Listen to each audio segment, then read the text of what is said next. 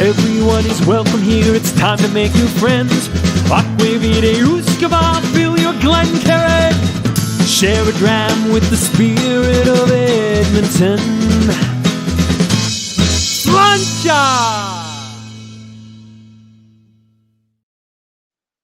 Good evening, Whiskey Brothers, Whiskey Sisters, Whiskey Friends, and welcome to episode 25, the Canadian Whisky Journey's Whiskey Review. 29, sorry. I'm Dolph, I'll be your host tonight, and I'm joined by Blair Phillips, co-author to this book right here, The Definitive Guide to Canadian Distilleries. Blair, what are we continuing our Canadian Whisky Journey with tonight, kind sir? We are having, this is going to get washed out, here we go, the third edition of Alberta Premium Cask Strength. This is the 2021 release, just came out recently, 63.7%. And we are putting it up against the first 65.1. Yeah. You've got the lowdown. You've been to this distillery a couple times. What can you tell us about it, kind sir? Because I haven't, not me. Yeah, I've been there a couple times, and it's a really cool spot. It's very industrial, but their warehouses are fantastic. Like the smells that when you go in there, and they break out the old-fashioned drills because you can't use electrical drills in the warehouses, and they drill through barrels. You get to try a bunch of stuff. It's a lot of fun, and this is their 75th anniversary this year. Ooh. So this is kind of a special occasion with this release. Okay. Do you think there's going to be something else coming out this year then? If it's their 75th, do you think? They put out on all of their spirits, was it Tangle Ridge, their Northern Keep vodka, Alberta Pure, is it? And Alberta Premium, they have a commemorative 75th anniversary label. And on some bottles, you can get a collector's mug, a 75th anniversary collector's mug. So that's something to watch for in the liquor stores. Okay. They're very tricky to find in Ontario, but they're out there. I can send it to you because I think I've got enough trinkets. If you want that collector's mug, Blair, I'll get you one, buddy. That's all yours. Yeah, it's neat. 75th. And we were talking before, you've also tried a 35 and a 30-year-old, or is it 30 and 25-year-old from them in the past? Okay, they had a 20. 20 and a half. Yeah. And I think they had a 25, and I think it's a 30. Okay. Was the big release a few years ago, I think. And that's quite the collector's item. Like a lot of people clamor to find those. I've only tried a sneak peek at it of it when I was there. Oh man, about 5 years ago. So it's been a while. Okay. And I haven't found anything because really I got into Canadian whiskeys 2.5 years ago. It's about it. Maybe 2 years ago. That's it. With thanks to you and Davin. That's it. So I'm going to add my little tidbit to this about this distillery. So I did this book right here. I interviewed Lou Bryson on my Whiskey Book Club talking about Whiskey Masterclass. So this is what he had in the book, which was kind of cool. I put this out there when I talked to him. So here's the quote. And if any of you have it, page 34. So he said he's in Calgary with tasting some of the Alberta Premium line, including a masterful 25-year-old. Tell me something, I asked Rick Murphy, the master distiller, since retired. American companies like Whistle Pig are flavoring whiskey in Canada and selling it for far more than you charge for this fantastic whiskey. Why not take that flavoring whiskey you have in stock, create a new brand, and sell it yourselves? I thought it was a pretty good idea. So they weren't doing that, really. They were selling off more of their stock. Mm-hmm. And I talked to Lou about it as well, and he was talking about cask strength a little bit, and he got poo-pooed right away when they discussed it. And I thought they should have done it a long time ago. And we talked about that, but is cask strength really a new thing with Canadian whiskey? I think it's only like a 1 or 2 year thing, right?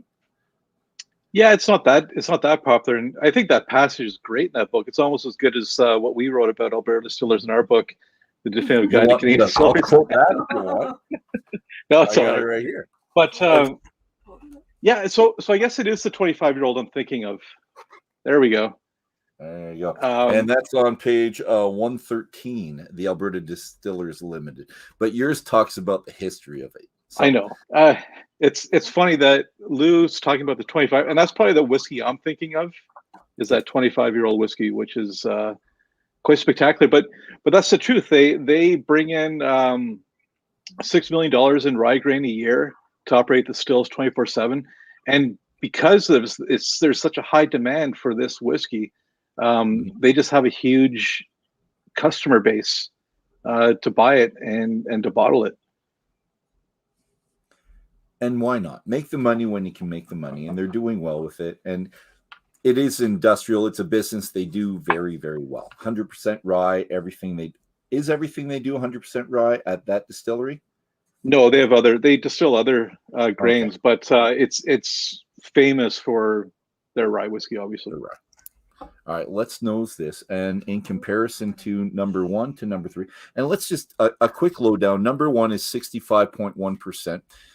Number 2 was 63%. Number 3 is 63.7%. So you're only going to be able to tell the difference looking at those. However, the ABV, the first bottle is slightly different from the second. So the tasting notes on the back are exactly the same.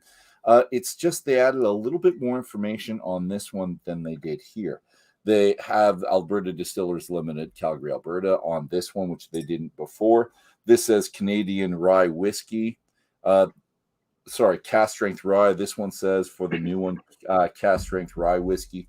And from barrel to bottle, uncut is kind of what they put there, and just forefront. So there are certain things you can do to tell the difference between 1 and 3. However, you're not going to find number 1 in very many places, I don't think, and especially not for the price of this one. So I got it for $62 or $65 after tax at Costco. You can get it the same thing at Superstore here. Widely available in BC and Ontario, and I think around $80 for you guys, right? About that, yeah. Yeah, okay, with the tax and tax. All right, let's do this, because I've been enjoying number 1 for a while.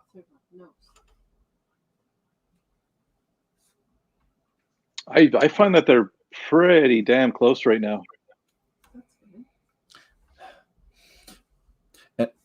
Well, the number 3, let's call it a neck pour if you're into that. It hasn't had the oxidation that the first one has. The first one's been at kind of half a bottle since the last sample I sent out to people about 3-4 months ago, and the nose is more subdued in that compared to this one.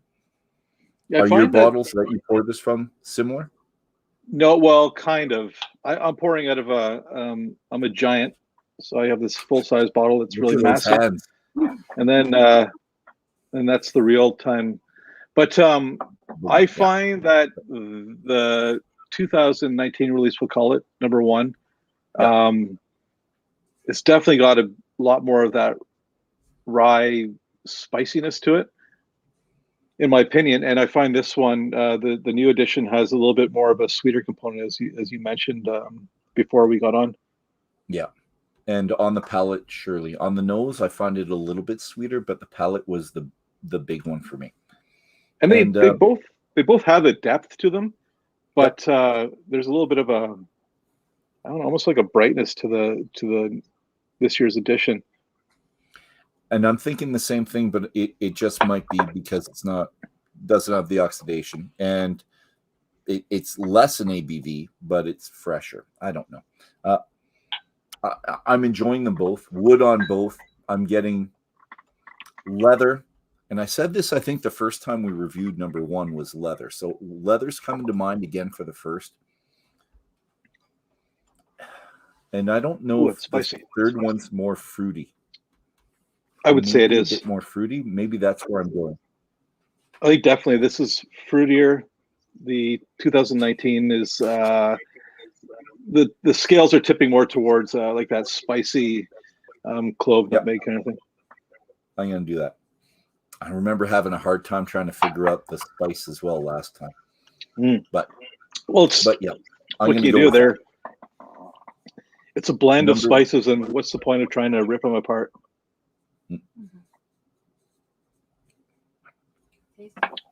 That's lovely. I've liked the first one when it first came out. I reviewed it right when it first came out, and ended up going on sale and a Wine and Beyond here for it was like $46 at one point because they had a lot of it. Yeah. And it wasn't really popular right off the bat. It had a hard time, and for some reason, you don't love them at home, but I did like them. I loved them, but then He Who Must Not Be Named got on board with this and named it the Whiskey Bible Whiskey of the Year. And after that, the prices soared and everyone else seemed to get on board. But I really liked it. But you guys got on board too, because I think at the Canadian Whisky Awards, they were Distillery of the Decade. And was this still the top of the class? It was up there. January. I think it was. Yeah, well, the Whiskey Awards, really we would have been judging them in November. I think that's when that announcement came out in the book. But it did amazingly well. I can't remember. It was definitely a gold winner, and it was quite spectacular. I thought you did yours before the book, because the book comes out in November every year. But I thought you did yours in 2020 at the beginning of the year. Oh, maybe. I don't know. I think you were a year before them. Anyways, we liked it. Yeah, it doesn't matter. It's not really a race to see who can talk about whiskey first. But any chance you get to try Alberta Premium limited edition releases, it's worth snapping them up. Even if you don't try them, just snap them up, and I guarantee there's something special inside of them. Someone's going to buy them from you too. And if you don't like them, I end up doing this with friends, especially with ryes, because I love ryes. They'll buy a rye just to be experimental, and if they don't like it, I buy it from them. I usually trade them something for it. But yes, we'll dispose of the unwanted ryes for everybody. We're very good at that. How about the palate? So let's go back to the palate. I tasted the first on air. I'll do it again. I'm still getting the wood, and that makes sense because it's virgin charred white oak, so you should be getting wood on it. I think we decided that it was between 5 and 8 years old, somewhere in that range, right? I can't remember, but yeah, I think so. No mention of chill filtering or coloring. 750 mils, which I like. They kept the bottle, the old classic bottle, which I don't know why, but it just appeals to me. Really. Oh yeah. There's an appeal to it. There's a heft to it that I really like. All right, number 2 on the palate. So first one, a little bit nutty. There's no transfer over for leather to me, so I think it was the nutty goes with the leather nose for me. It's sweet. It is more spicy, and I still can't discern the spice. And I was thinking I got a little bit of anise on that, a little bit of licorice, but I think I'm losing it now. I thought so for a second. Well, quite possibly. I find the first one has a bit of a floral note off the back end, and until then they're pretty close. I really can't. I think you're going to need to hire a dog at the airport to whiff these and try to figure out which one is which. It's pretty difficult. Let's do a blind tasting. Just have all 3, 1, 2, and 3, and see if people can figure it out and add something else in there as it'd be a good idea. No, this is definitely sweeter for me. Yeah, definitely sweeter, fruitier, but we're talking small amounts. Yes. And how often are you going to have these side by side? Never again. Unfortunately. Well, maybe the tasting we'll do it. I'm enjoying it. It's can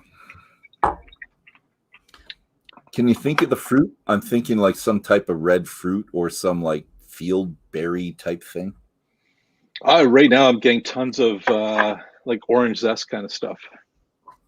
It's kind of taken over. Oh, you're getting citrus. Okay. Tons of it. Yeah, loads of it. On number 2. Number Sorry, 1. On number 3. Number On one. number 1. Number one. First, you're getting Number citrus. 1. And then number 3, I guess we'll call it. Okay. This number 1 is taking over for me. I can't tell the difference anymore. Everything's starting to taste like number 1. It's just all blended together. And I guess that's what's so- going to happen when you're putting back 65% whiskey. Yeah. Getting Tell a bit of trouble. what you think in comparison, though. I think it's standing up to the one fairly well, but Oh, yeah. I have a place in my heart for the first one because I've liked it for a long time. Even before. Yeah. So I think I'm going to stick with number 1. I like better, but number 3, I'm okay. Yeah, it's kind of like a. Oh, yeah. No, you can't go wrong. And you get it for $65. To 80. It's really good. $80 if wait for it to go on sale because I think there's quite a bit out there. I'm assuming. No, I say get it now. Get it now while you can. Just go get it. Okay. Yeah. I bought 2 bottles, one to drink and share, the other one to hold on to, which I do for tastings in the future, but no. And I said I'd always have one of these on hand. I do. I like it. Thumbs up. So thumbs up for me. I'm guessing thumbs up for you. Definitely. Definitely. Good. Yeah. And yeah, I think it stands up to the first, but it is sweeter. I'm not a big fan of sweet, so that's kind of lessened it a little bit. I don't know if I'm getting the citrus like you, but I do. It's a nice long finish, which I like a lot. And with my ryes, I like the hit at the back of the throat. I like the potency on both of them. And that's it. You know what? We're already 17 minutes, so I was gonna do this with water and try to compare it, but I'm gonna do that off air. Any last comments, kind sir? No, it's fantastic stuff. Very underrated distillery, and they do great stuff. So I do. Yeah. Yay, Canada. Keep it going. Thank you very much. Cheers, kind sir. And next week we're doing Cheers. Eau Claire batch number 5. Cheers. right on. All right. See you later. And we're Sláinte.